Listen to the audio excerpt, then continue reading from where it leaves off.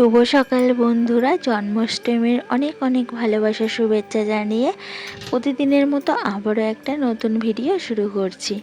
কেমন আছো তোমরা সবাই? আশা করছি যে যেখানে আছো সবাই খুবই ভালো আছো, সুস্থ আছো। আর তোমাদের ভালোবাসা আশীর্বাদে আমরাও খুবই ভালো আছি। আমি টুকুন, খুবই সাধারণ ঘরের গৃহবধূ। আমার এই ছোট্ট চ্যানেলে তোমাদের সবাইকে অনেক অনেক স্বাগত, ভালোবাসা জানাই। আর আশা রাখছি আজকে আমার এই ভিডিওটা তোমাদের ভীষণ ভালো লাগবে। ভালো লাগলে একটা লাইক করে দিও, আর খুবই ভালো লাগলে চ্যানেলটা সাবস্ক্রাইব করে আমার পাশে থেকো। কমেন্টস করে জানিও আমার ভিডিওটা কেমন লাগলো।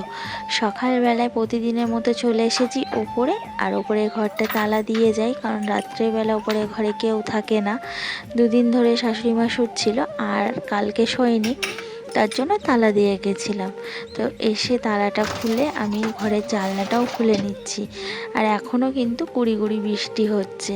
বর্ষাকাল ভালোই শুরু হয়ে গেছে, মানে এখন যেন বৃষ্টি আর থামতেই চায় না। রোদ্দুর যে কবে উঠেছে তার ঠিক ঠিকানা নেই। তো যাই হোক, এখানে দুটো শালিক দেখে নিলাম সকাল সকাল। সবাই বলে 2 শালিক দেখলে দিনটা ভালো যায়, তোমাদেরকেও দেখিয়ে দিলাম। তারপরে চলে এলাম রান্নাঘরে। অগ্নি দেবতা আর মা অন্নপূর্ণাকে স্মরণ করে নমস্কার করে আমি গ্যাসটা ধরিয়ে রান্নাটা বসিয়ে দিলাম। আমি সবজি আনাজপাতিগুলো কেটে নিয়েছিলাম। আমি রান্নাঘরে এসে কড়াইতে তেল দিয়ে এখন আমি তরকারিটা রান্না করে নেব। তো আজকে তোমাদের দাদা ভাইয়ের টিফিনে বানিয়ে দেবো কুমড়ো আলু চচ্চড়ি আর পরোটা। তো কুমড়োটা কিন্তু আমার বাবার কাছে, বাবা সেদিন এসেছিলো, এই কুমড়ো আরও তো অনেক কিছু সবজি এনেছিল, কুমড়োটাও এনেছিল। তো বাড়ির কাছে কুমড়োর টেস্টই আলাদা, আর কুমড়োগুলোও হয় খুবই সুন্দর। আজকে তো গোপুসোনার জন্মদিন, তো আজকে সকাল থেকেই আমি ধুয়ে পুছে নিরামিষ করেই রান্না করছি। আজকে সারাদিনটাই আমরা নিরামিষ খাবো। আমার যেহেতু গোপুসোনা নেই ঘরে, একটা ফটো আছে, খুব স্বাদ করে কিনেছিলাম। সেই গোপুসোনাকেই আমি চকলেট, লজেন্স, বাটার এসব দিই পুজোর সময়। তো যাই হোক, দেখো আমি পাশের ঘরে এসে ময়দাটা মেখে নিয়েছি আর তরকারিটা বসিয়ে এসেছিলাম। আগে গিয়ে দেখি মনে হয় তরকারিটা হয়ে গেছে। তো এসে দেখলাম হ্যাঁ, তরকারিটা আমার হয়ে গেছে। সামান্য পরিমাণে একটু মিষ্টি দিয়ে আমি গ্যাসটা বন্ধ করে দিলাম। দিয়ে আমি ঢাকা দিয়ে পাশের ঘরে গিয়ে আবার পরোটাগুলো বেলে নিয়ে আসবো। অনেকের বাড়িতে আজকে বড় করে গোপুসোনার জন্মদিন পালন করা হবে, গোপুসোনার পুজো করা হবে। তো আমাদের বাড়িতে যেহেতু নেই, তার জন্য আর পুজো করা হয় না বড় করে। খুব ইচ্ছা আছে, যখন মানে একটু সময় সুযোগ হবে, মানে কাজের চাপ কমবে, তখন আমি একটা গোপুসোনা নিয়ে আসবো বাড়িতে। আর বলে নাকি গোপুসোনা নাকি কেনা যায় না, গোপুসোনার ইচ্ছা হলে বাড়িতে আসে। দেখি যদি গোপুসোনার কোনো দিন ইচ্ছা হয় আমার বাড়িতে আসার, কারণ আমার খুবই ইচ্ছা গোপুসোনার পুজো করব। আর এদিকে দেখো টিফিন হয়ে গেছে, তোমাদের দাদাভাই খেয়ে আর এই যে হাতে টিফিন নিয়ে বেরিয়ে পড়েছে। তো বৃষ্টি হচ্ছে, ওর জন্য রেনকোট পরে বেরালো একেবারে, না হলে ভিজে যাবে।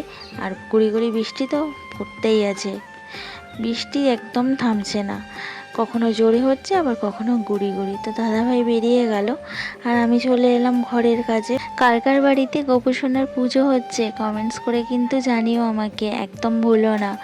তো কয়েকটা চা খাওয়ার বাসন ছিল, সেগুলো ধুয়ে জানলাতে উবু করে দিলাম। রৌদ্র তো নেই, তো জলটা ঝরে গেলে তারপরে আমি তুলে রাখবো।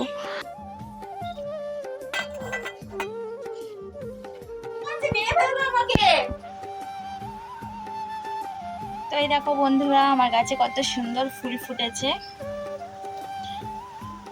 আর এই ফুলগুলো সত্যি দেখতে দারুণ, খুব ভালো লাগে, তাই না? তো কত ফুল ফুটেছে, কি সুন্দর লাগছে গাছগুলো। আর এখনো কড়ি ভর্তি, অনেক ফুল ফুটবে। ফুল গাছে ফুল ফুটলে দেখতে সুন্দর লাগে।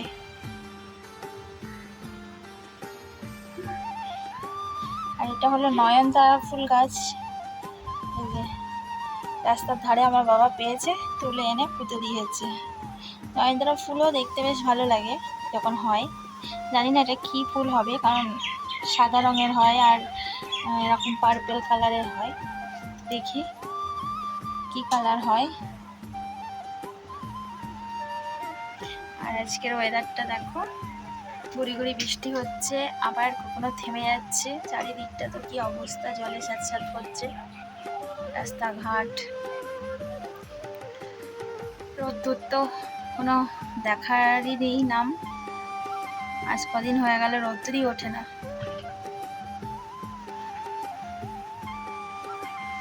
চলো, অনেক কাজ পড়ে এখনো, কাজগুলো গুছিয়ে নিই। তো নিচের ঘরে এসে বিছানা গোছাতে গিয়ে এই বালিশগুলো দেখে মনে পড়লো, না বালিশগুলোর কাজগুলো আজকে করে নিই। এটা দুষ্টুটার বালিশ, তো না ফেটে গেছে ভিতরের ওয়ারটা, তো তুলোগুলো বেরিয়ে বেরিয়ে আসছিলো, তার জন্য ভাবলাম না সেলাই করে নিই, না হলে না ওই তুলোগুলো বেরিয়ে এসে সারা ঘর হয়ে যাচ্ছে।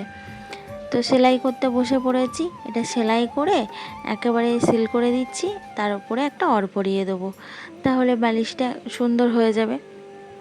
তো এই দেখো, আর এটা নরম করে বানানো, আমার দুষ্টুটার মাথায় দেওয়ার সুবিধা হবে, না হলে শক্ত হলে ওর মাথায় লাগবে, তার জন্য আমি নরম তুলতুলে করে বানিয়েছি। আর এটা হলো পাশ বালিশ, এই যে তোমাদের দাদা ভাইয়ের পাশ বালিশ। তো এর মধ্যে সব বাদ দেওয়া জামা কাপড় ঢুকিয়ে বানিয়েছে বালিশটা নিজেই। তো এই বালিশের ওয়ারটাও ছিঁড়ে ফেলেছে, তার জন্য ভাবলাম বারবার খুলে যাচ্ছে ছেঁড়া জায়গাটা দিয়ে, এই ওয়ারটাও সেলাই করে নিই। একেবারে সেলাইয়ের কাজগুলো সব মিটিয়ে নিলাম, নিয়ে ওই যে দেখতে পেলে আমার গোপু সোনার প্রসাদ, তো পুজো করে শাশুড়ি দিল, আজকে আমি আর পুজো দিইনি।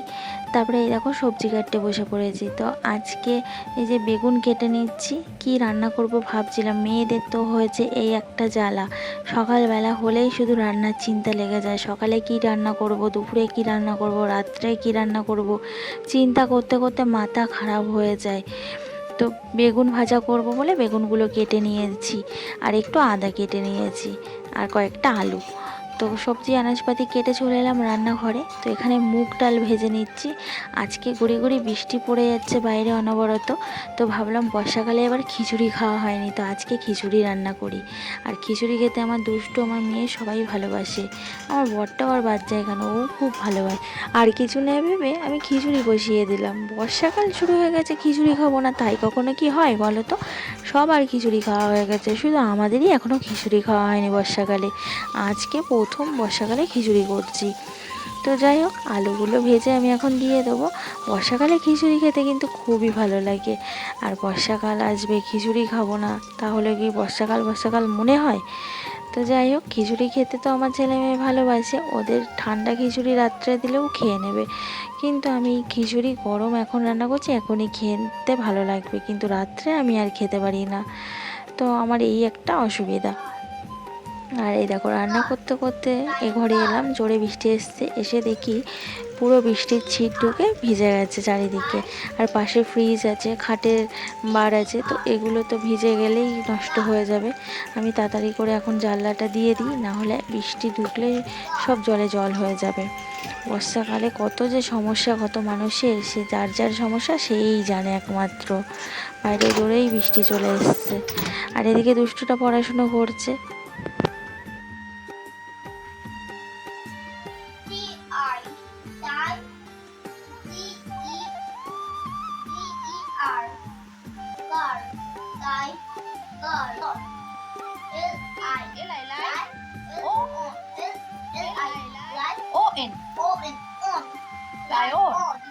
তারপরে কি আছে লাইনের পরে, এটা আছে পড়ো, বলো। B E A R, BR, B E B A R, R B আর। পড়ো, ঝটপট পড়ো, আমি রান্নাঘর থেকে যেন শুনতে পাই। প্রত্যেক দিন আমি রান্না করি আর ওকে পড়তে বসাই। আর এই দেখো বাইরে কি অবস্থা, বৃষ্টি হচ্ছে জোরে জোরে, আর আমার রান্নাঘরের অবস্থাও খুবই খারাপ। তো দেখো আমার এদিকে খিচুড়িটা কিন্তু ফুটে গেছে, এবার আমি মশলাটা করে ঢেলে দেবো। তো এখানে আমি আদা, জিরে আর শুকনো লঙ্কা পেস্ট করে নিয়েছি, নিয়ে এই যে কষিয়ে নিচ্ছি। এর মধ্যে একটু নুন দিয়েছি আর হলুদ দিয়েছি, আর কিন্তু কিচ্ছু দেইনি। তো দিয়ে আমি একটু সামান্য জল দিয়ে পাতলা মতো করে নিয়ে এই যে ঢেলে দিলাম। তো খিচুড়িটা কিন্তু বেশ সেন্ট বেরিয়েছে সুন্দর, মানে পুজোর খিচুড়ি যেমন সেন্ট বেরোয় সেরকম সেন্ট বেরিয়েছে। তো দুষ্টুটা না এভাবে না পড়ালে না ওর সময় পায় না আমি ঠিকঠাক করে। আর ওকে তো কোনো টিউটার দেইনি, তার জন্য আমাকেই দেখতে হয়। এবার আমি যদি এরমভাবে সময় না বার করি তাহলে ওকে আমি না ঠিকঠাক করে পড়াতে পারবো না। তো ওদিকে দেখলে বেগুন ভেজে নিলাম, আর এই যে কয়েকটা পাঁপড় ভেজে নিচ্ছি। খিচুড়ি, বেগুন ভাজা, পাঁপড় ভাজা, গোল গোল পাঁপড় ছিল, ভাবলাম ওগুলো ভাজবো। তারপরে কেউ খেতে চায় না ওই গোল গোল মশলা দেওয়া পাঁপড়, তো এই পাঁপড়গুলো সবচেয়ে বেশি পছন্দ করে সবাই, তার জন্য এই হাট পাঁপড়গুলো ভেজে নিলাম। তো দেখো আমার খিচুড়ি রেডি হয়ে গেছে, আর কি সুন্দর লাগছে তাই না? বর্ষাকালে এরকম গরম গরম খিচুড়ি, বেগুন ভাজা আর পাঁপড় ভাজা, উফ জাস্ট জমে যাবে। আর দুষ্টুটা খাওয়া স্টার্ট করে দিয়েছি, আর ও কিন্তু সত্যি ভীষণ ভালোবাসে খিচুড়ি খেতে। আর খিচুড়িটা খেতে কিন্তু সত্যি খুব সুন্দর হয়েছিল, অসাধারণ হয়েছিল টেস্টটা। তো যাই হোক, আর বাইরে জোরে জোরে বৃষ্টিও পড়ছিল, মানে খিচুড়ি খাওয়ার স্বাদটা যেন একেবারে পূরণ হয়ে গেল। তো যাই হোক, তারপরে খাওয়া দাওয়া করে এই যে বাসনগুলো মেজে নিচ্ছি। এখন এবার নিচে যাব, আর দুষ্টুটা দিকে খেলাধুলো করছে। দেখো সাইকেল নিয়ে এই জলের মধ্যেও এখন বেড়াবে। ঠান্ডা লাগবে না বলো, এত বারণ করি তাও শোনে না। তো আমরা এদিকে লেবু নিয়ে বসেছি, বাবা এই লেবুগুলো ছাড়িয়ে দিয়ে গেছিলো, বাড়ির থেকে এনেছে লেবুগুলো, এনে আবার ছাড়িয়ে দিয়ে গেছে, তোমরা তো দেখেছিলে আগের ভিডিওতে। তো সেই লেবুগুলো নিয়ে বসেছি এখন। তো তিনজনে খাওয়া দাওয়া করছি, আর লেবুগুলো না ভীষণ মিষ্টি। তো দুষ্টুটাকে একটু খাইয়ে দিচ্ছি। এমনি আমার দুষ্টু অন্য কিছু খেতে চায় না, তবে এই লেবুগুলো দেখি বেশ ভালোই খাচ্ছে, তার জন্য ভাবলাম খাওয়াই। এমনিতে এই লেবু এই সময় খাওয়া খুবই ভালো। তো দেখো কিছুতে খেতে চাইবে না, ও পালাতে পারলেই বাঁচে।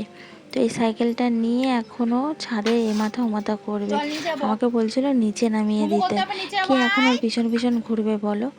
তো দেখো এমনি তো বৃষ্টিতে চারিদিকের কি অবস্থা, স্লিপ খেয়ে যদি পড়ে তাহলে হাত পায়ে লেগে যাবে না।